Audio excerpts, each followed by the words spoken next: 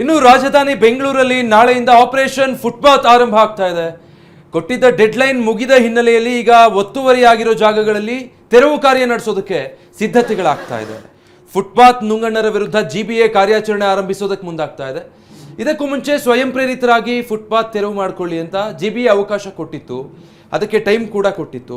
Deadline ಇತ್ತು. ಈಗ deadline ಮುಗಿದಿದೆ. ಇನ್ನೂ ಕೂಡ ಯಾರೆಲ್ಲ ತೆರವು ಮಾಡಿಲ್ಲ ಅಲ್ಲೆಲ್ಲ ತೆರವು ಮಾಡೋದಕ್ಕೆ ಸ್ವತಃ ಈಗ ಜಿಬಿಎ ಮುಂದಾಗ್ತಾ ಇದೆ.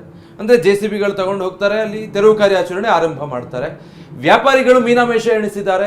ಇಷ್ಟು ಅವಕಾಶ ಕೊಟ್ಟ ಮೇಲೂ ಕೂಡ ಎಲ್ಲೂ ಫುಟ್ಪಾತ್ ತೆರವು ಆಗಿಲ್ಲ. ಹೀಗಾಗಿ ಪೊಲೀಸ್ ಮತ್ತೆ ಪಾಲಿಕೆಯ ಸಮನ್ವಯದಲ್ಲಿ ಈ ಕಾರ್ಯಾಚರಣೆ ನಡೆಸೋದಕ್ಕೆ ಈಗ ಸಿದ್ಧತೆಗಳನ್ನು ಮಾಡ್ಕೊಂಡಿದ್ದಾರೆ. ಸ್ವಯಂ ಪ್ರೇರಿತವಾಗಿ ತೆರವುಗೊಳಿಸಿಲ್ಲ ಅಂತ ಹೇಳಿದ್ರೆ ದಂಡ ವಿಧಿಸಬೇಕಾಗುತ್ತೆ ಅನ್ನೋ ಎಚ್ಚರಿಕೆಯನ್ನು ಕೂಡ ಕೊಡ್ತಿದ್ದಾರೆ.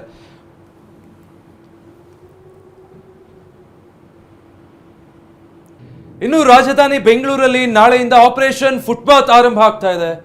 ಕೊಟ್ಟಿದ್ದ ಡೆಡ್ಲೈನ್ ಮುಗಿದ ಹಿನ್ನೆಲೆಯಲ್ಲಿ ಈಗ ಒತ್ತುವರಿಯಾಗಿರೋ ಜಾಗಗಳಲ್ಲಿ ತೆರವು ಕಾರ್ಯ ನಡೆಸೋದಕ್ಕೆ ಸಿದ್ಧತೆಗಳಾಗ್ತಾ ಇದೆ. ಫುಟ್ಪಾತ್ ನುಂಗಣ್ಣರ ವಿರುದ್ಧ ಜಿಬಿಎ ಕಾರ್ಯಾಚರಣೆ ಆರಂಭಿಸೋದಕ್ಕೆ ಮುಂದಾಗ್ತಾ ಇದೆ. ಇದಕ್ಕೂ ಮುಂಚೆ ಸ್ವಯಂ ಪ್ರೇರಿತರಾಗಿ ಫುಟ್ಪಾತ್ ತೆರವು ಮಾಡ್ಕೊಳ್ಳಿ ಅಂತ ಜಿಬಿಎ ಅವಕಾಶ ಕೊಟ್ಟಿತ್ತು. ಅದಕ್ಕೆ ಟೈಮ್ ಕೂಡ ಕೊಟ್ಟಿತ್ತು. ಡೆಡ್ಲೈನ್ ಇತ್ತು. ಈಗ ಡೆಡ್ಲೈನ್ ಮುಗಿದಿದೆ. ಇನ್ನೂ ಕೂಡ ಯಾರೆಲ್ಲ ತೆರವು ಮಾಡಿಲ್ಲ ಅಲ್ಲೆಲ್ಲ ತೆರವು ಮಾಡೋದಕ್ಕೆ ಸ್ವತಃ ಈಗ ಜಿಬಿಎ ಮುಂದಾಗ್ತಾ ಇದೆ. ಅಂದರೆ JCBಗಳು ತಗೊಂಡು ಹೋಗ್ತಾರೆ, ಅಲ್ಲಿ ತೆರವು ಕಾರ್ಯಾಚರಣೆ ಆರಂಭ ಮಾಡ್ತಾರೆ. ವ್ಯಾಪಾರಿಗಳು ಮೀನಾಮೇಷ ಎಣಿಸಿದ್ದಾರೆ.